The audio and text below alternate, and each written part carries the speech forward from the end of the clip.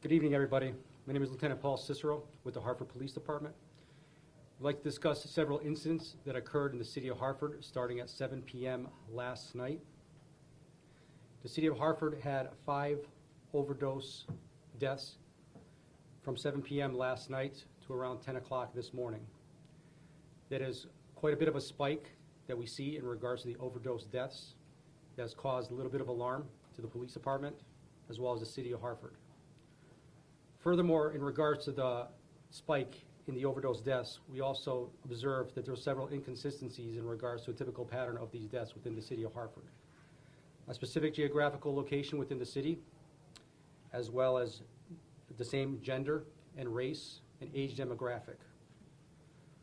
Also, what has been occurring is, as of late, we've noticed several other drugs aside from the typical heroin fentanyl mix that's occurring within the city of Hartford. We've had overdoses with pills, crack cocaine, heroin, and powder cocaine. This is of immediate alarm to the Hartford Police Department as well as the city of Hartford. We're looking for the public to help out any way they can in regards to getting the word out. This is not just a heroin problem. This is not just an epidemic specifically to heroin. Recreational drugs, designer drugs.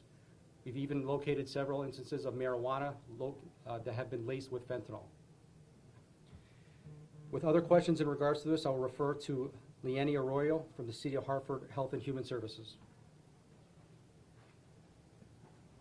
Good afternoon. As a director of the Department of Health and Human Services for the City of Hartford, we are very concerned about these overdose deaths as well as the rash of overdoses over the weekends of non-fatal overdoses, all of which have been attributed to drugs that are not heroin or opioid related. We are urging anyone who has a family member with substance abuse disorder of any type of drug to please make use of our Community Resources Act, also known as AIDS Connecticut, and the Greater Hartford Harm Reduction Coalition here in the city. They have access to naloxone. We are encouraging all families to access that, as well as anyone who may have substance abuse disorder to access any fentanyl testing strips that are available at both of these agencies. It is critical for us to ensure that our residents have access to this and can make decisions that are best for them. We are working with the Commissioner of the Department of Public Health as well as DEMIS here in the state to bring more naloxone into the community now that this is expanded beyond heroin and opioids, as well as bringing additional fentanyl testing strips as well. So with that, I'd like to invite our Commissioner of Department of Public Health, Renee Coleman-Mitchell, up.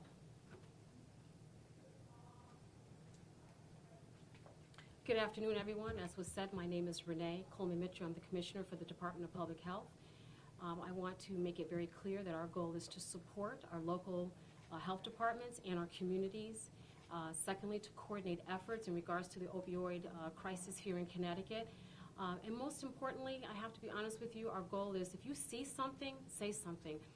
Without our community, we really can't make that much of an inroad. We need all of us to come together on the ground to make the difference. And with that said, I'd like to lastly introduce our Deputy Commissioner from the Department of Mental Health and Addiction Services, as we have always worked very closely with them in coordinating efforts for our local communities.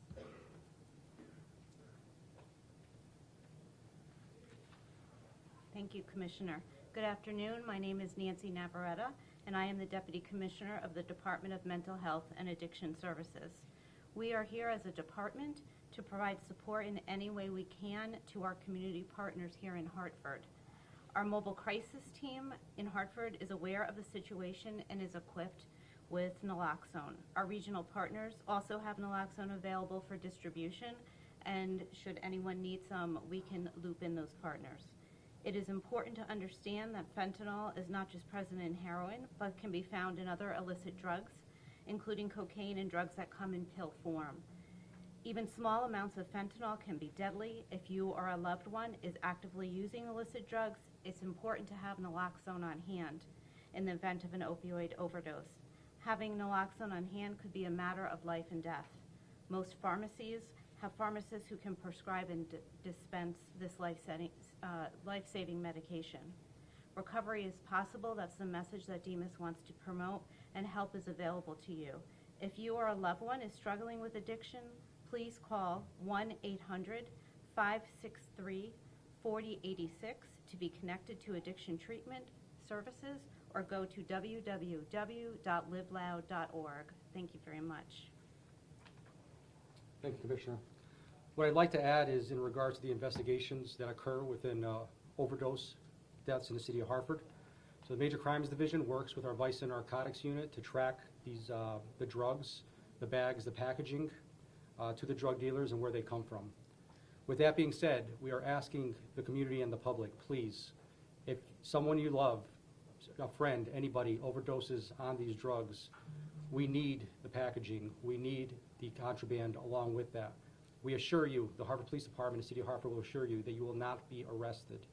If we respond to an overdose call, if our detectives respond to an overdose call, we will not arrest any individual who is in possession of narcotics or any contraband or packaging associated with the overdose deaths.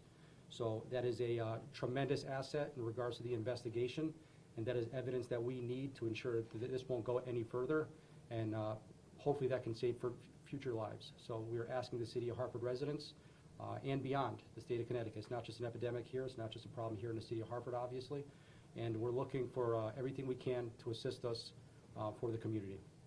We'll be taking any questions at this time. Can you just clarify in terms of those 5 deaths, what are they being linked to? What drug? Several different. We got reports. One was smoking crack cocaine. We had some paraphernalia in regards to needles and packaging of heroin, and we do have some evidence linked to crack cocaine and powdered cocaine as well. So that's why we're all here today, because typically the stereotype is that fentanyl only comes in heroin form, and this is not the case. In the last 5 that occurred in the past 15 hours or so, 18 hours now, a varying amounts, different amounts. So again, this is heroin, opiates, but not in the typical prescription pill form, like we think about. Is that what you're saying? Well, it's coming in, typically the fentanyl is mixed with heroin. Now we're seeing it in pill form. We're also seeing it laced in crack cocaine, as well as powdered cocaine, and we're even seeing marijuana that's laced with fentanyl. Was fentanyl involved in all 5 of these? We're going to have to wait for the toxicology reports for that. That typically takes about 2 to 3 months. And you mentioned that these all stem from a similar geographical area, and the victims were similar age, gender, and ethnicity as well. Would you mind? Sure. explaining a little bit on that? These were all males, aged from 50 to 61, which is higher than what we typically see in regards to overdoses. They were all in an area specific to the Asylum Hill neighborhood. Interestingly enough, last night our Vice and Narcotics Division executed a search and seizure warrant on Huntington Street. They recovered 1,000 bags of heroin and 70 grams of crack cocaine. The heroin did have a positive reaction to fentanyl presence. The crack cocaine is currently being tested to see if that in fact had any fentanyl in it as well. Has there also just been a general spike in overdoses in the last few days in the city? It's been consistent, although we have a rise in previous years. So far this year, this marks our latest overdose death marks the 39th overdose in the city of Hartford alone. On June 4th last year, we were at 22. So we're 17 more this year than we were last year. 5 in a short period of time has not been seen in several years. And was it just the magnitude of 5 in 15 hours that made you want to appeal to the public to get them to come forward? Is this another kind of way to deal with this problem? Well, a couple of things. So 1, this is always a concern. 2, obviously 5 within such a short period of time. And 3, that we're not seeing it just in heroin form. So, people that are abusing designer drugs, prescription drugs, recreational drugs, that's the message we really want to try to get across today. It's not just heroin that has fentanyl presence in it, it's other drugs as well. Obviously, it's impossible to know 100% in these cases, but do you think in many of these cases where people are ingesting stuff that's fentanyl that's mixed with other things that they even know what they're taking? We don't know that. We talked to the survivors. There's been hundreds of Narcan deployments in the city of Hartford alone. There's been 9, I believe, since Saturday evening that have been revived, thankfully. So, yeah, we try to maintain those records and whatnot, and we'll keep doing what we can and working with our partners. Can you tell us more about what you said about it being found in marijuana? Just laced. just mixed in with a little bit of the marijuana, and there will be some presence of fentanyl in there. But is that like one case? That just sounds very unusual. So I don't think It we've is. heard of that happening before. Where what part of Hartford or Right. was anybody in? I don't have the specifics in regards to that, but we don't just look at the trends that are occurring in Hartford, we're looking at the entire state and beyond. The pill form fentanyl is typically something that we see more in the South, down in Florida and the Carolinas, and we see it kind of moving up this way. So this is something that we haven't seen in the past. We had 2 overdose deaths with pills just several weeks ago, double overdose. The third surviving victim thankfully told us that they each ingested a pill prior to having their medical episode. So that's something that we haven't seen in memory. So we're also getting information that it's also mixed in with the heroin, the cocaine, and when we do test the narcotics or the controlled substances, we are finding that presence of fentanyl in these drugs. Has any packaging been found that links all these together? We have. We do often, and sometimes we don't. And I'm glad you asked. A lot of times, as I mentioned earlier, people are afraid when they call 911 and say, hey, there's an overdose or a medical episode occurring here.